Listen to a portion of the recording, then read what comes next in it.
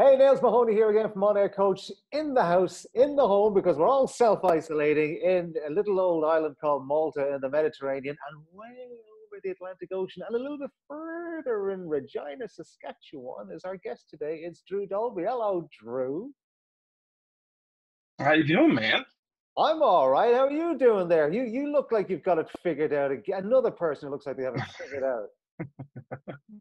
I don't know. I've just sort of over the last few months been buying random pieces of equipment and putting them in my room, and I didn't know what I was building up towards, but here we are, and all of a sudden I look like a genius. Yes, the unconscious planning, isn't it? We don't really know why we're doing it, but it feels right. It's like that instinct, the gut. Why am I buying all this canned food and toilet paper? I don't know. All of a sudden you do. But listen, you work for the Wolf in Regina, and Yes, sir. for those who don't know, what's your shift? What do you do? What's your gig? I'm the afternoon drive host, so from 3 to 7, as well as the music director. Correct. You're doing very well so Yeah. far. Now, question for you. With all this isolation, and Canada pretty much is like the rest of the world at this stage, right? You've kind of been told, just don't. Whatever it is you're thinking of doing, don't do it. It's pretty much that. Are you able to go into work still? Yeah, the on-air staff for our 3 stations here in Regina for Harvard is still essential. So on any given day, there's the on-air staff for the 3 stations. We've got a newsroom that's still doing a lot of work. Obviously, they're super important right now. And then yeah, I think we've got one writer who still doesn't have the tech to be able to work from home, and a couple commercial producers still coming in. But they've got their nice isolated, cozy little studios, so they're good. Well, that's right. Did you ever think you'd see the day? Do you remember when you started doing radio and people said, radio, why don't you get a real job? Now you can say, I'm an essential service. Yeah, I'm still not super comfortable being classified as an essential service, if I'm being honest. I kind of get you. You got all the medical workers, the police, DJs, radio people. It's kind of, okay. Yeah, it feels like we need, the problem is we just have one word, essential service, and then we lump all these different people in there, and it feels like there should be tiers Yeah. of essential service. I understand that we give people information and we're a distraction. We did a thing the other day. It was supposed to have been opening day for Major League Baseball. Right. So we went on, we talked about how obviously there is no Major League Baseball right now with everything that's going on, but the thing that we're going to miss the most is the mindless chatter that the play-by-play guy, the color guy, Yeah, that's right, because they got three hours to kill. That's right. Nobody feels like a baseball play-by-play guy. So we made a little video and did a little recording of us doing mindless baseball chatter. And we had somebody call in and said it's the first time they've laughed in a week and a half just because the world is so serious now. So Yeah. I get that what we're doing is important, but it just feels weird being under the same header as, a doctor. Yeah, exactly. Yeah, yeah. I saw that clip, actually, the baseball clip, and I forgot it was you that did it. Because the way you see so many things go through your timeline. I saw that one. I remember that. That was really nice, because that is the one thing about baseball. I used to always think they've got the greatest gig, because they just sit there for hours, have a chat, have a little cup of coffee, cup of tea. Oh, something. Oh, yeah. And then just back and chat, a little chat again. What a gig. That'll be an essential service. Well, that's that. You get a sport like hockey and it's all about speed, right? The play-by-play guy, the skill that they possess is to be able to keep up with the speed of the play. Baseball is the opposite. It's the complete other end of the spectrum. And those are the storytellers, man. Every baseball play-by-play guy should have a podcast, because he could fill 3 hours without batting an eye. Word economy? I don't think so. What's it like in Regina these days? Is it quieting down? Is it empty like a lot of Europe is at the minute? Just like deserted? Well, it's definitely quiet. The drive to and from work, not that it was ever all that long in a town like Regina, but it's definitely a lot shorter now. But I did just to get the kids out of the house, just went for a drive earlier today, right? You figure you're safe inside the car. Don't roll the windows down. Don't wave at anybody. Don't look anybody in the eye. That's right. Just go drive around, and you drive by parks and there's people out there, and you drive by running trails and there's people out there. The good news is they're all separating from one another, and that's what you want to see in all of this. They're not all huddled together and clumped together and spreading and passing. Everybody's doing their social distancing, but it definitely was more active today than I think it's been in a while. And nice weather, beginning of spring, all that. Isn't it? I can see where the temptation is for folks to get out of the house. Isn't it weird the way we've got used to expressions like social distancing and self-isolation? Like immediately, it's like they've always been there. Oh yeah, I'm self-isolating today. A month Yeah. ago, nobody. What is self? You mean you're sitting in the house on your own? What is self-isolating? Now it's like, yeah, everybody knows the expression.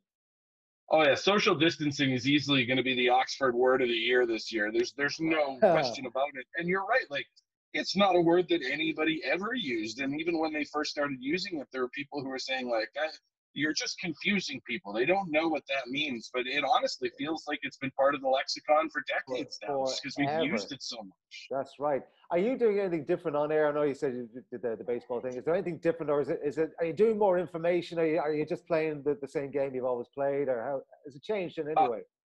Well, our station's gone to top hour newscasts from 9 a.m. until 6 p.m. And generally after 9, we don't do news at all. So, and not even necessarily news. We're doing literal top hour COVID-19 updates as prepped by our news team down the hallway. And so that's a little bit different. But honestly, the only difference is a lot of my breaks are about the same thing now, or at least they're all tied together to the same thing. Whereas, when I would prep a show a month ago, I'd be like, okay, I got 3 sports related things. So I'm going to do maybe 1 per hour, try and space them out, not put it all together. Well, now it's, okay, I got 14 COVID-19 related breaks. So here they come. And honestly, the key becomes less about what is your content and more about how can you just keep from beating your listener to death with it. That's exactly right. Because it is, the fatigue kicks in really quickly. I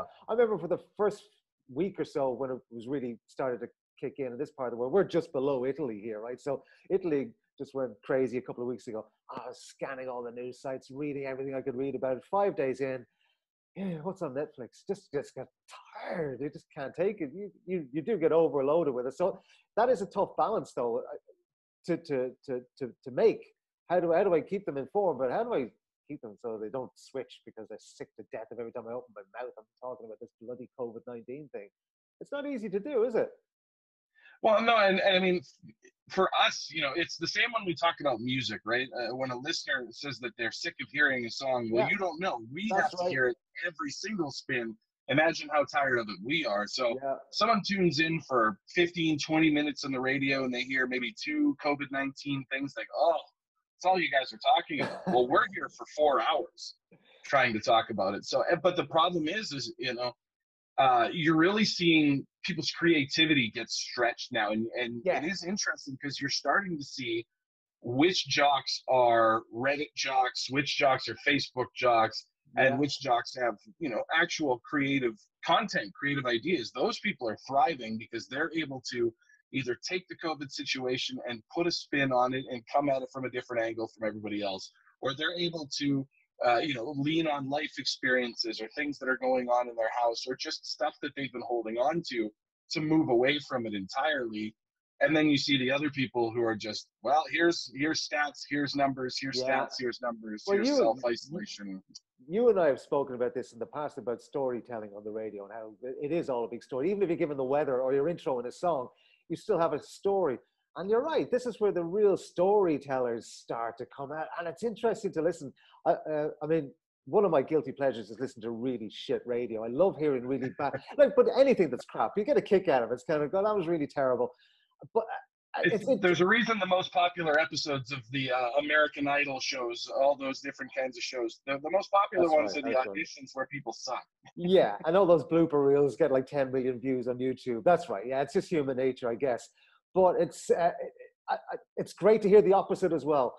When you hear somebody do a break and all they had was one stat about COVID-19 update, and they've turned it into this whole new world.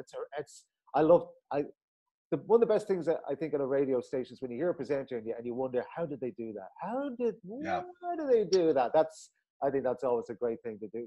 How are you coping with the kids and everything at home and all that? Are they all right? I mean, with you going to work and everything, the domestic life, you don't have to get too personal, but just, is that working, or how is that working out? I'm lucky in that I've got I've got a support system. I've got people who live in the house with me that can handle the kids during like the evening, because I work 3 to 7, but as the music director, I'm also in earlier in the day to do all of that stuff, and I'm prepping and I'm doing video content. So I have people in my life that the routine hasn't changed too much for the kids. They're going to the same day home that they were going to before, because there's only a couple of kids there, so that I don't have to worry about, the government hasn't clamped down that hard yet. Then they're coming home, they're with members of my family who live in the house until I get home, and then I take over. So other than not being in school, which both my kids were pretty bummed out about, it's nice to still have them at an age where not going to school is a bad thing.